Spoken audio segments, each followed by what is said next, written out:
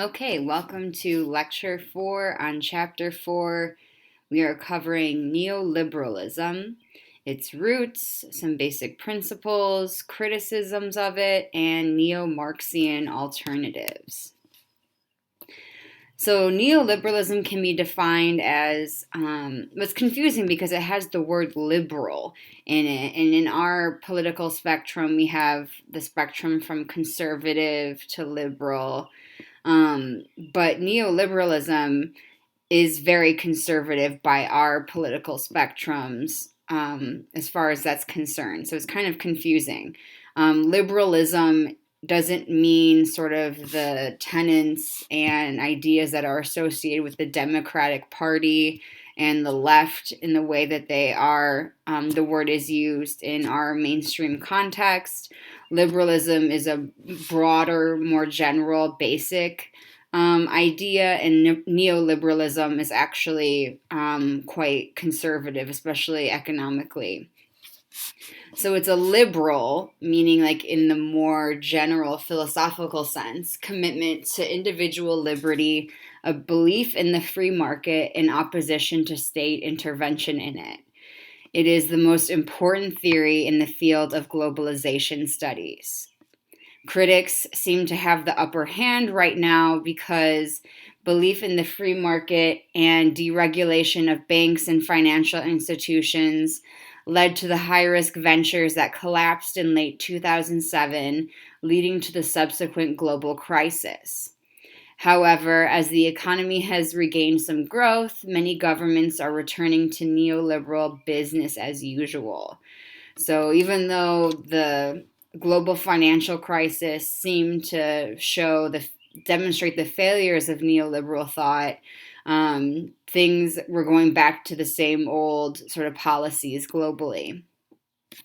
Neoliberalism is applicable to economics concerning the market and trade, ideas surrounding how the market should be structured and how trade should happen, and also politics that would involve the nation state and the need to limit its involvement in and control over the market and trade.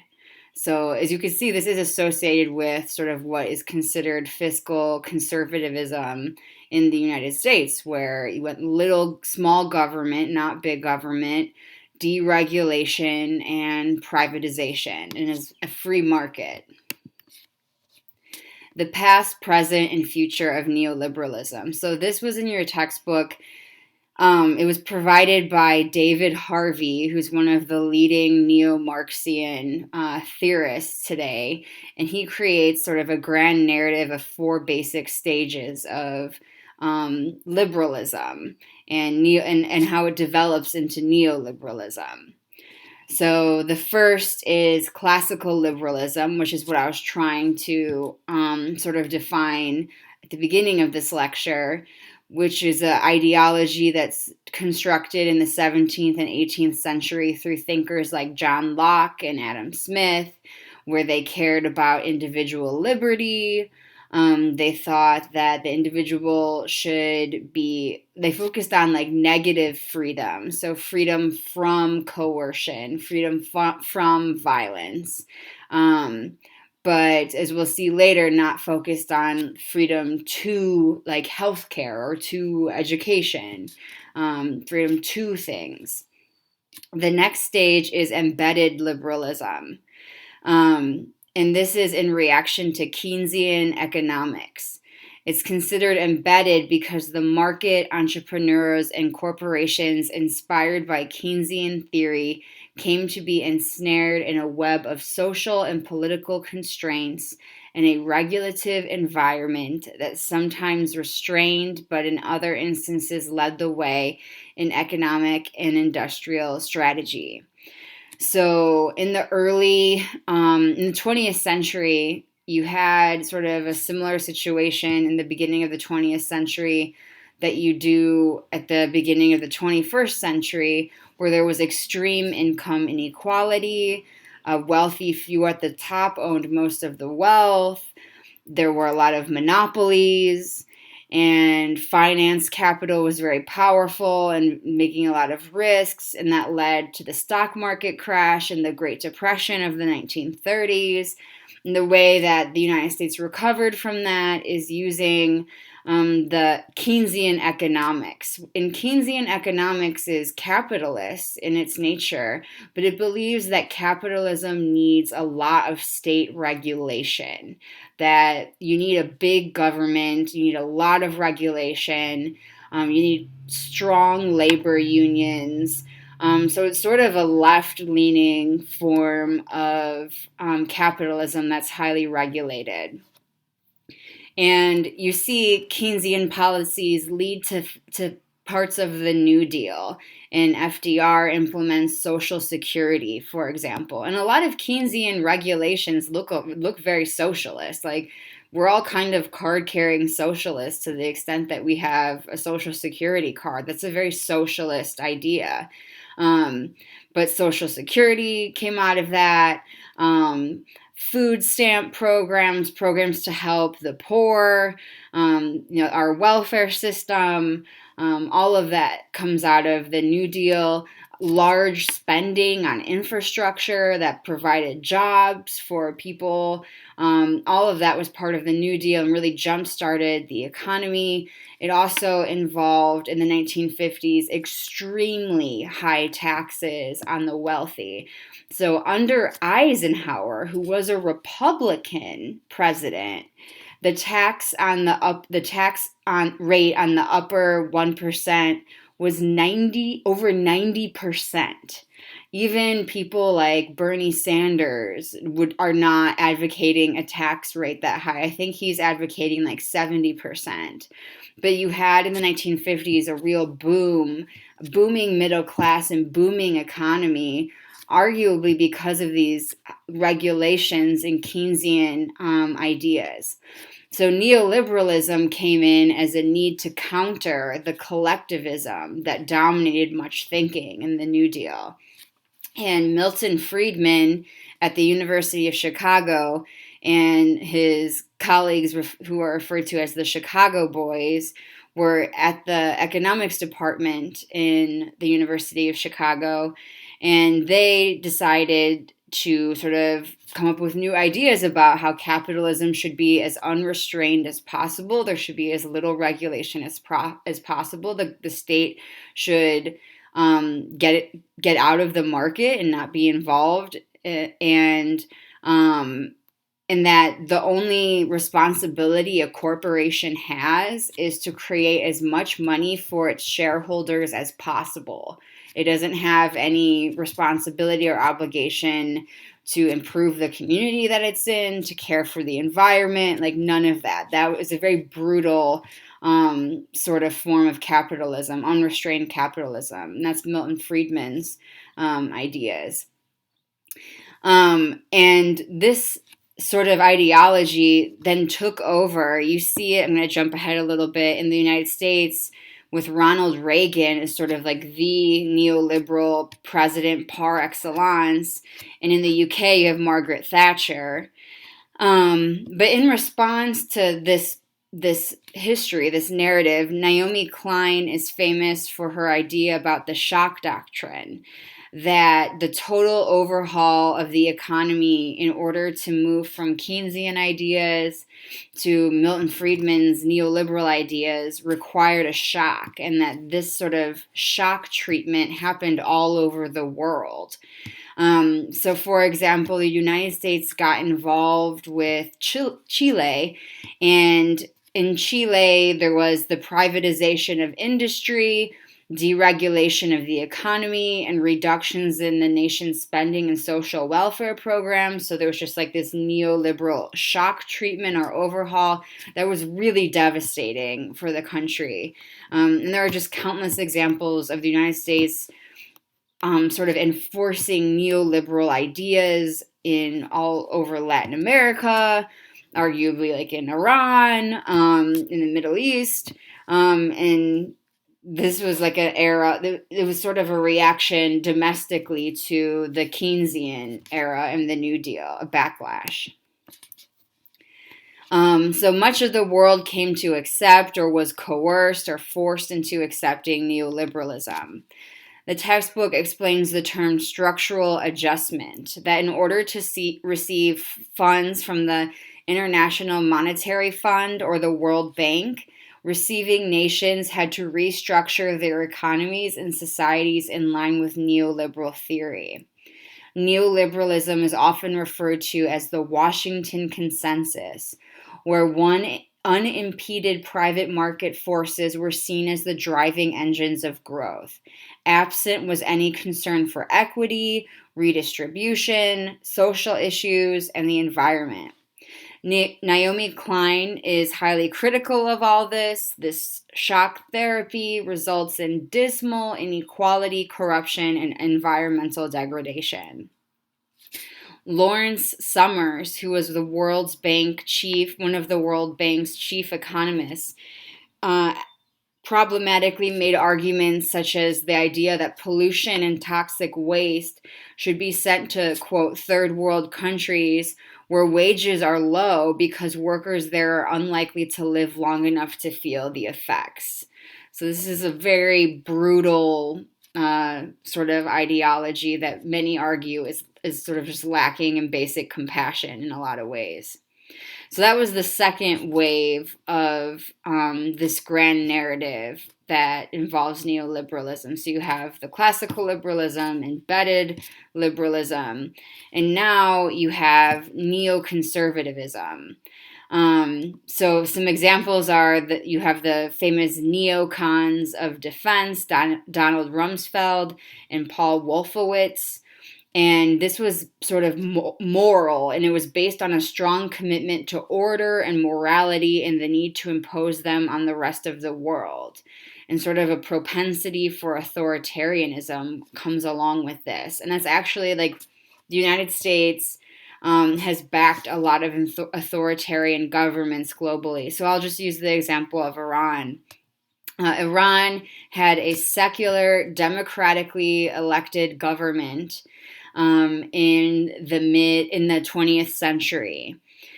This government decided that it wanted to socialize the oil and fossil fuel there and make it publicly owned and no longer privatized. That did not suit the interests of the United States.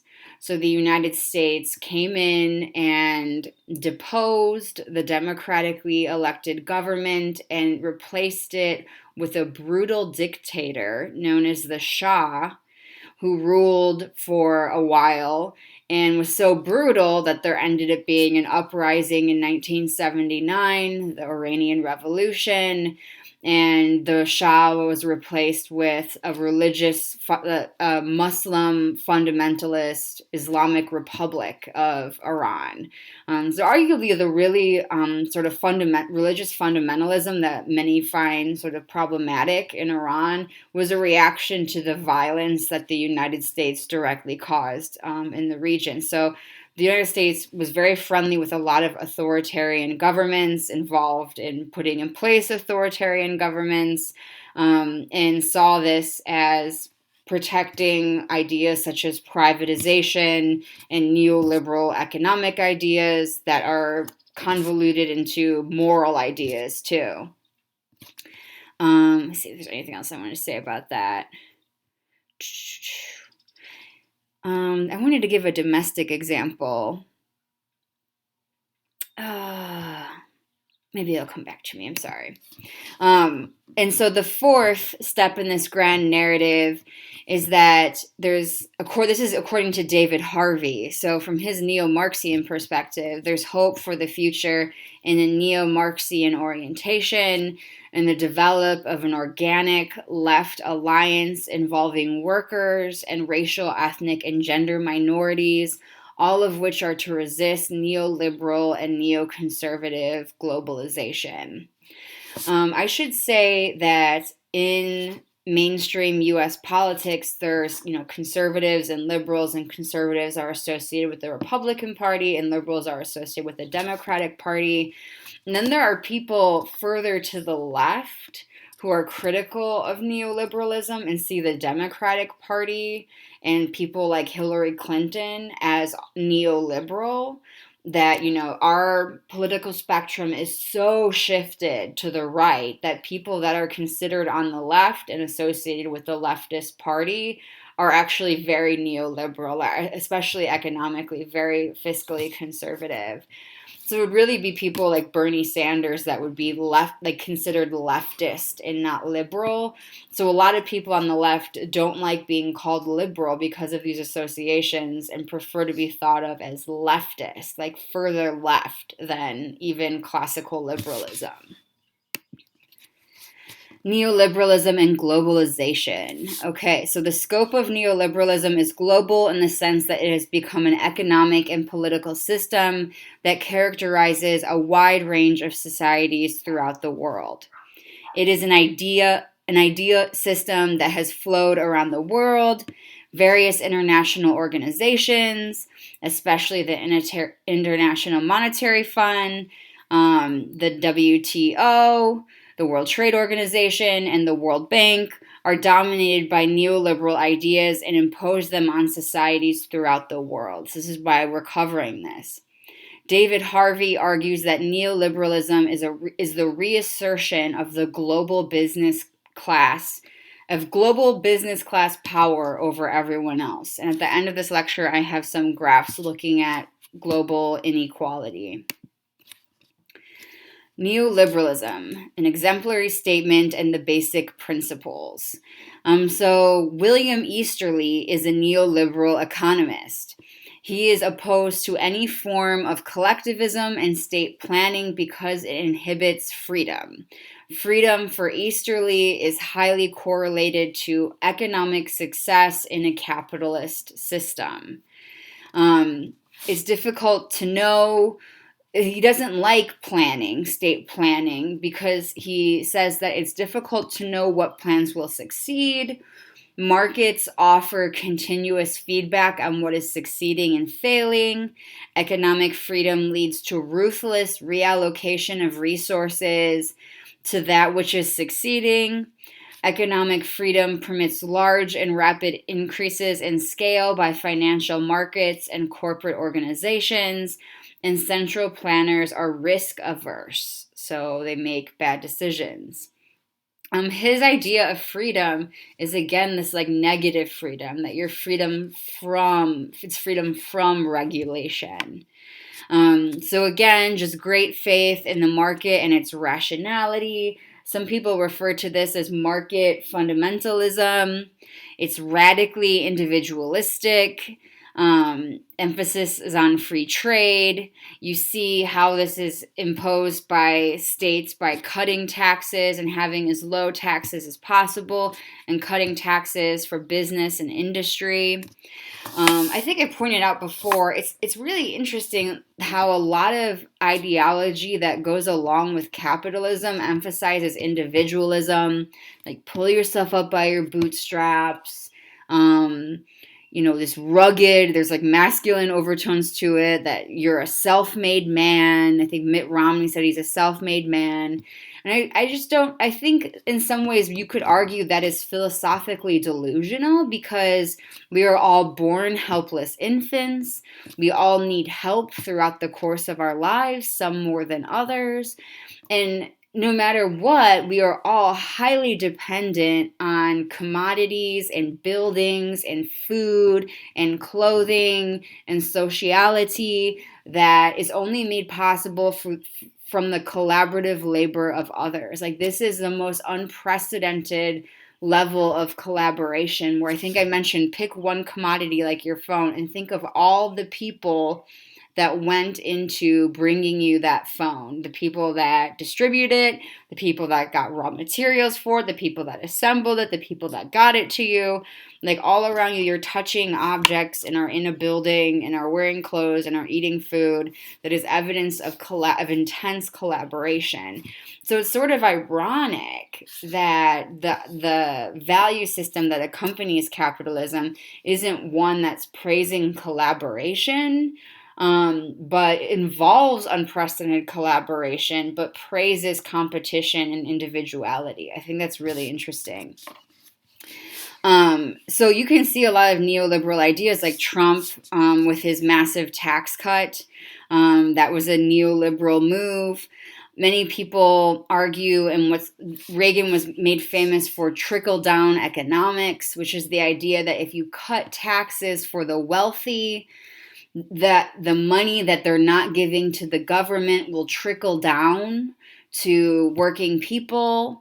This is a quantitative thing. We're talking about actual money, and we can actually, see where it goes.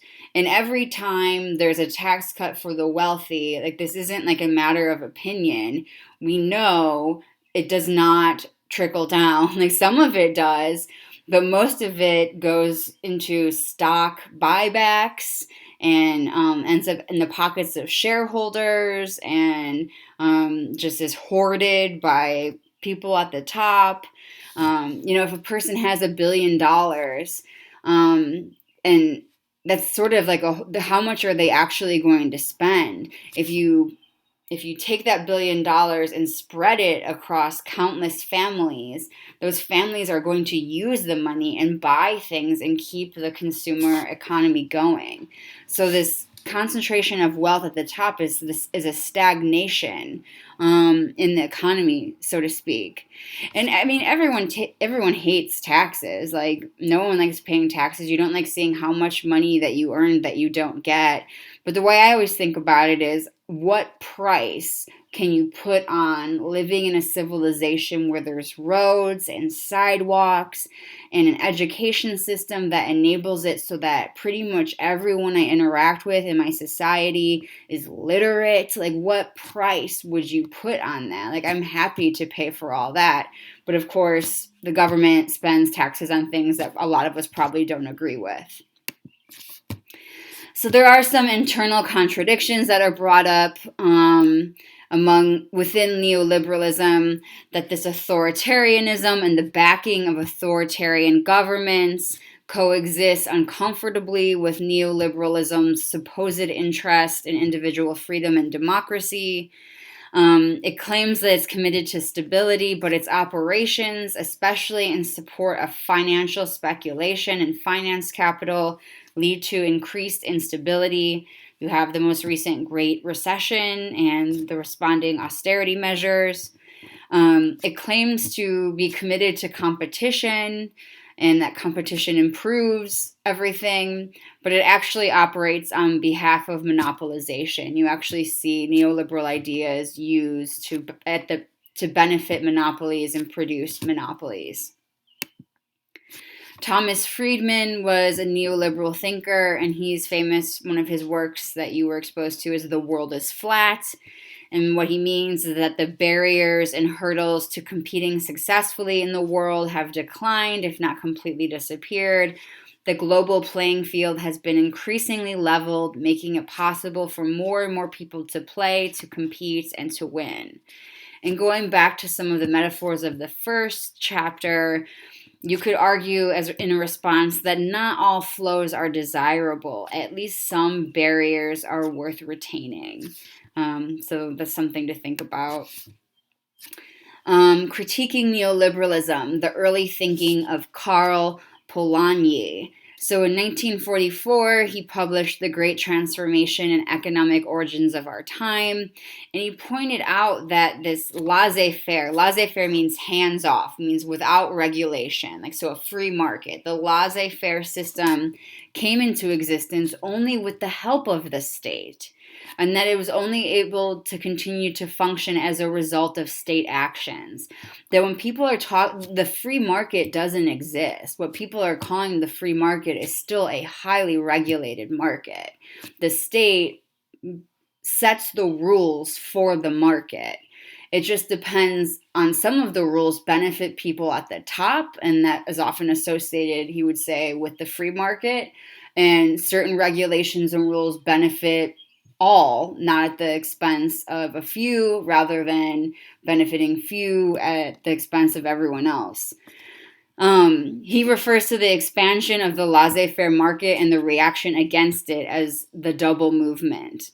He saw collective planning and control as producing more freedom and more freedom for all. So, like, an example of this would maybe be that we're debating whether we should have a Medicare for all health system, whether we should have socialized health care. So whether we have, right now we have privatized health care, but many are arguing that, like other so-called first world countries that have socialized healthcare, we could improve the quality of healthcare and make it more cost effective if it was state run and funded through taxes. I think it's pretty obvious we would save a lot of money just by the fact that insurance companies and pharmaceutical companies spend millions of dollars on advertising, and that would immediately vanish and could be used towards providing people with healthcare services. But this would be an example of collective planning and control would be involved in Medicare for all, and it might produce more freedom. It might help people to be able to care for themselves and pursue their health and take care of themselves rather than a privatized system that sort of does not free them to get the care that they need. Some contemporary criticisms of neoliberalism. It assumes that what everyone wants is very narrow and specific types of economic well-being, to be well off economically if not rich, and political freedom or democracy, when the reality is perhaps that there are great cultural differences in the ways in which well-being, for example, people might not want to be rich. Some people just might want to not have to work very hard. And freedom might be thought of differently. Like maybe freedom might be to be unfettered by the state, even if it is democratically chosen. So these could be defined differently. Harvey's other criticisms involve that neoliberalism produces financial crises, commodifies virtually everything, contributes to the degradation of the environment, that it redistributed wealth from the poor to the rich rather than generated new wealth. So people often I'll skip that, never mind. Neo-Marxian theoretical alternatives to neoliberalism. While neoliberalism is in support of capitalism, the neo-Marxists are critical of it. And we could just say capitalism is an economic system that is driven by profits and the accumulation of capital and the private ownership of the means of production. Leslie Sclair distinguishes between two types of capitalism, the neoliberal capitalist system of globalization and one foreshadowed by current alter globalization movements, especially those oriented towards greater human rights throughout the world. She considers this alter globalization as possibly the emergence of socialism. Socialism is often a dirty word. I think it's important to make sure that we understand when people are talking about socialist ideas in the United States, more often than not, socialists in the United States are democratic socialists, like the socialism of the Scandinavian countries. They are not state socialists, which would be like the USSR, for example.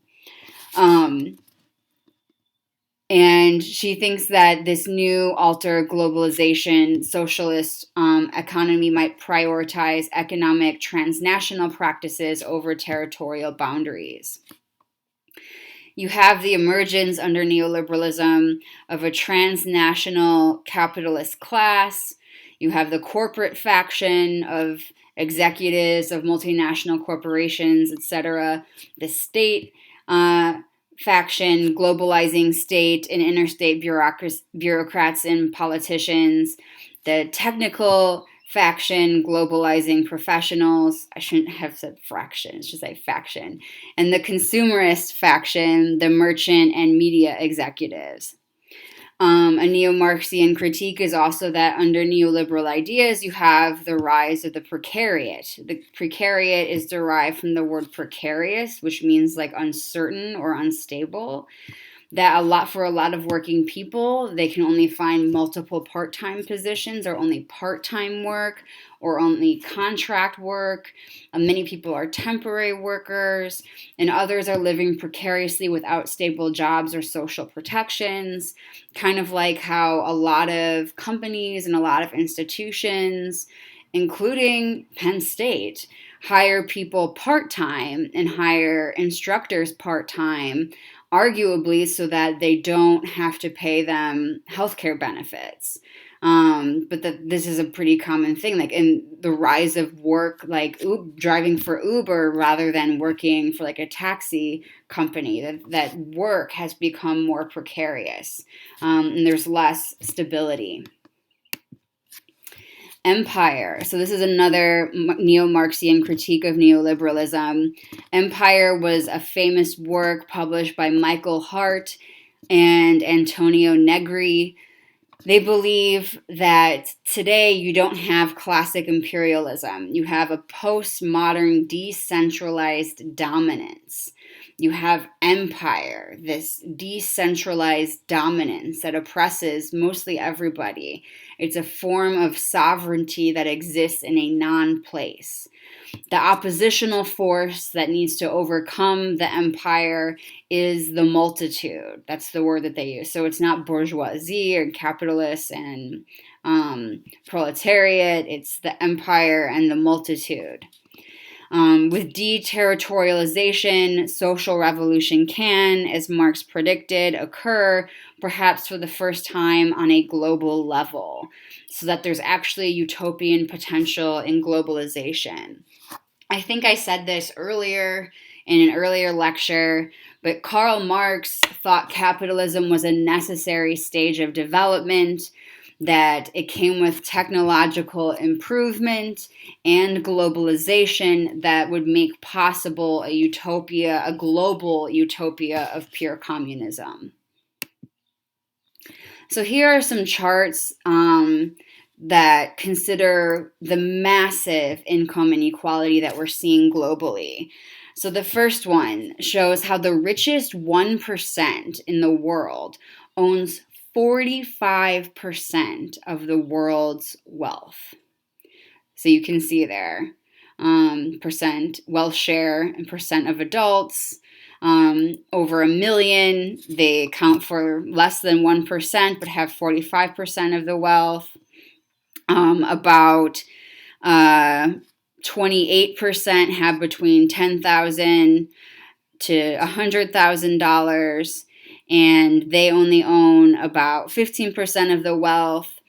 About 9% have between $100,000 and $1 million, and they own 40% of the wealth. And then tragically, about